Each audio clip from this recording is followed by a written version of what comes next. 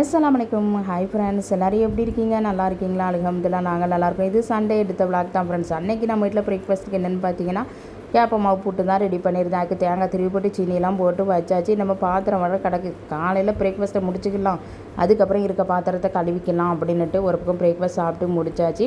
அன்றைக்கி என்னுடைய ஹாப்பிக்கு பிறந்த நாள், அதனால் இன்றைக்கி பிரியாணி ரெடி பண்ணி கொடுத்துடலாம் அப்படின்ட்டு யூனிட்டி அரிசி வாங்கிட்டு வர சொல்லியாச்சு.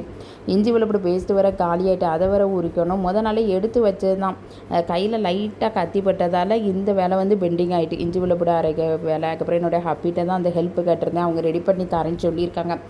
அதுக்கப்புறம் என்னுடைய மக வேறு இருக்காங்களா, அவங்கள தூங்கப்பட்டால் தான் ஒவ்வொரு வேலையும் பார்க்க முடியும்.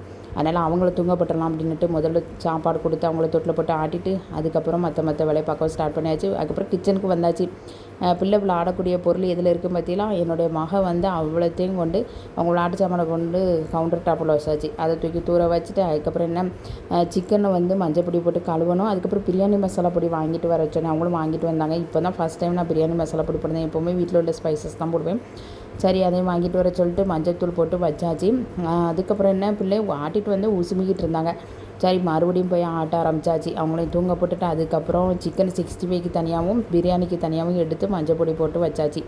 அதுக்கப்புறம் ஒவ்வொரு வேலையாக போய்கிட்டு இருந்துச்சு. இஞ்சி உள்புட் பேஸ்ட்டு அல்ஹம்துலில்லாஹ் நல்லபடி உரிச்சு அரைச்சாச்சு. நானும் என்னுடைய ஹப்பியும் தான் சேர்ந்து தான் உரித்தோம்.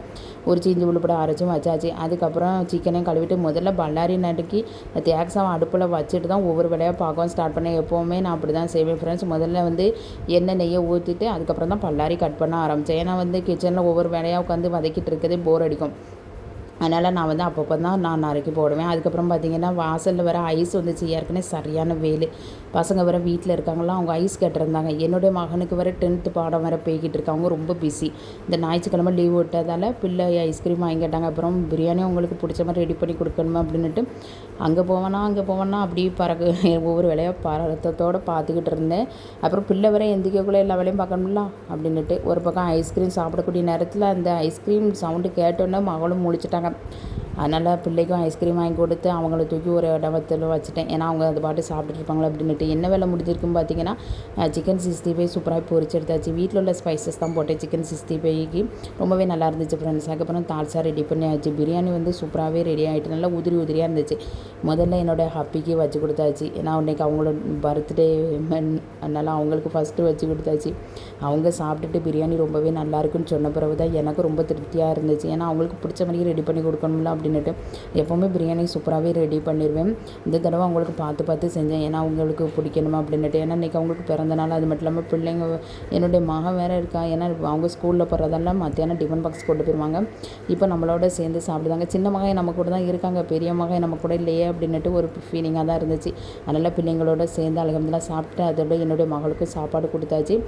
கிளைமேட்டை பாருங்கள், மழை வரத மாதிரி இருக்குது. எங்கள் ஊரில் வந்து ஈவினிங் போல் ஒரு 3 நாள் தொடர்ந்து மழை பெஞ்சிக்கிட்டு இருக்குது ஃப்ரெண்ட்ஸ். அதனால் வந்து கொஞ்சம் கிளைமேட் வந்து இந்த ஈவினிங் போல் சேஞ்ச் ஆகிருந்தால் ரொம்பவே நல்லா இருந்துச்சு. ஏன்னா கொஞ்சம் இவ்வளோ வெயில் அடிக்க கொஞ்சம் குளிர்ந்த காற்றடிச்சு தான் ரொம்பவே நல்லா இருந்துச்சு, நல்லா இதமாக இருந்துச்சு. அதுக்கப்புறம் பார்த்திங்கன்னா பசங்க வந்து விளாண்டுக்கிட்டு இருந்தாங்க. இந்த லீவு டைம் ஃப்ரீ ஃபயர் விளாண்டுக்கிட்டு இருந்தாங்க. அப்புறம் கிரிக்கெட் பார்ப்பாங்க. அதனால் பிள்ளைங்களுக்கு இந்த லீவு இப்படி தான் போய்கிட்டு இருக்குது. அதுக்கப்புறம் பார்த்திங்கன்னா டீ கொஞ்சம் ரிலாக்ஸாக குடிக்கலாமா அப்படின்ட்டு போர்ட்டிக்கோவில் போயாச்சு. அதுக்கப்புறம் பார்த்திங்கன்னா எங்கள் ஊரில் இது இந்த செடி இப்போ தான் தழுத்து வந்துக்கிட்டு இருந்துச்சு. அதில் 2 பூ வர பூத்துருந்துச்சு, பார்க்கவே நல்லா இருந்துச்சு. அந்த செடியை நான் இப்போ தான் ஒரு 2-3 நாளாக தான் பார்க்க. முதல்ல சின்ன செடியாக இருந்துச்சு, அதில் பூ பூத்தோன்னா ரொம்பவே நல்லா இருந்துச்சு ஃப்ரெண்ட்ஸ். அதை கொஞ்சம் கிளிப்பிங் எனக்கு எடுக்கலாம் அப்படின்ட்டு. வெளியில் வர குளிர்ந்த காற்று வேறு இருக்கா, அதனால் கொஞ்சம் நல்லா இருக்கும் அப்படின்ட்டு வெளியில் உட்காந்து கொஞ்சம் ரிலாக்ஸாக டீ குடிக்கிறது ரொம்பவே நல்லாயிருக்கும். அதுவும் என்னுடைய மகளை பார்த்துக்கிட்டு சேட்டை பண்ணிக்கிட்டு இருப்பாங்களா, அவங்களையும் தூங்க போட்டுட்டு இந்த டீ டைமும் ரொம்பவே ரிலாக்ஸாக இருக்கும். எனக்கு இந்த டைம் ரொம்ப சூப்பராக போகும்.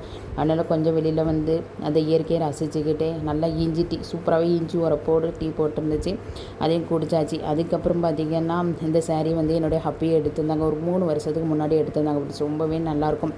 இதில் பார்த்திங்கன்னா நிறையா கல் ஒர்க்கு கொடுத்துருப்பாங்க. ரீசனபிள் ப்ரைஸ் தான். எவ்வளோ வந்துச்சு, 900 வந்துச்சு ஃப்ரெண்ட்ஸ். இந்த சாரீ ரொம்பவே நல்லாயிருக்கும். ஏன்னா ஹச்சிபர் அன்னைக்கு இந்த சேலை எடுத்து வந்துருந்தாங்க.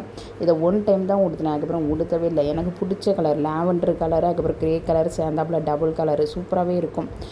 இதை வந்து வெளியே எடுக்கலாம் அப்படின்ட்டு என்னுடைய மகன் பக்கத்தில் போட்டிருந்தேன். அவங்க பார்த்திங்கன்னா ரொம்ப கடுப்பாயிட்டாங்க.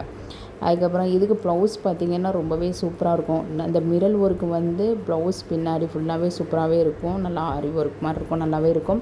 அதுக்கப்புறம் கைக்குமே சூப்பரான ஒர்க் கொடுத்துருப்பாங்க. இந்த சாரீ வந்து ஹச்சிபர்னாக்கு ஒன் டைம் உடுத்திட்டு அதுக்கப்புறம் எடுத்து வச்சது. இந்த சேலை வந்து உடுத்தினாலுமே ரொம்ப இதாகாது, நல்லா லேஸாக இருக்கும், உடுத்தினதே தெரியாது. அதனால் வந்து இந்த சேலை வந்து எடுத்து வச்சுருந்தேன். இதை உடுத்திட்டு அம்மா வீட்டுக்கு போகலாமா அப்படின்னுட்டு அன்றைக்கி ஈவினிங் போல் இந்த சாரீ தான் உடுத்துனேன். நல்லாவே இருக்கும். சூப்பர் சேலை ஃப்ரெண்ட்ஸ், எனக்கு ரொம்பவே பிடிச்ச சாரீ. எப்போவுமே என் தங்கச்சி நானுமே ஒன்று போல் எடுப்போம். இந்த சாரியில் ஒரு கலெக்ஷன் தான் இருந்துச்சு. என் தங்கச்சி வந்து ப்ளூ கலர் எடுத்தாங்க. நான் வந்து இது எனக்கு ரொம்ப கல் ஒர்க் இருக்கும், அவங்களுக்கு சிம்பிளான ஒர்க் இருக்கும். 2 பேர் பார்த்து எடுத்து நல்லாவே இருக்கும். சூப்பர் சாரீ, எனக்கு ரொம்ப பிடிச்ச சேலை. சரி, இந்த சேலை உடுத்தணும்னு தோணுச்சு. ஈவினிங் போல் உடுத்திக்கலாம் அப்படின்னுட்டு. அப்புறம் பிள்ளை வர ஒரே வக்கெல்லாம் அழுதுகிட்டு இருந்தாங்க. அழுதுட்டு அம்மா வீட்டுக்கு போகணும் அப்படின்னு சொல்லிக்கிட்டு இருந்ததால் பிள்ளைங்க எந்திரிச்சு என் பக்கத்துலேயே தான். நாங்கள் ஒரு வீடியோ கூட எடுக்கவே விட மாட்டாங்க. அவங்கள தூங்க வச்சுட்டு தான் மேக்ஸிமம் எடுக்க பார்ப்பேன். அவங்க எந்திரிச்சிட்டாங்கன்னா அதுக்கப்புறம் வாய்ஸ் ஓவரும் கொடுக்கவே விட மாட்டாங்க. நம்ம வீடியோவுக்கு வாய்ஸ் ஓவர் கொடுக்கும்போது பின்னாடி பேசிக்கிட்டே இருப்பாங்க. அதனால் அவங்கள வச்சுக்கிட்டு அவங்க தூங்க போகிற நேரம், அதுக்கப்புறம் ஃப்ரீ டைம் கிடைக்கும் போது தான் வீடியோ எடுத்து அப்படியே அப்லோட் பண்ணுது. அதுக்கப்புறம் என்னுடைய மகனுக்கு ஈவினிங் போல் ஒர்க் ஸ்டார்ட் பண்ணியாச்சு. அவங்களுக்கு ரொம்ப பிஸியான ஒர்க்காக போய்கிட்டு இருக்குது. பிள்ளைக்கு வர கிளாஸ் எடுத்ததெல்லாம் அவங்க வந்து 10th பாடம்னு ரொம்ப இதாக போய்கிட்டு இருக்குது. பிள்ளைக்கு ஒரு நாள் கூட லீவு கிடையாது.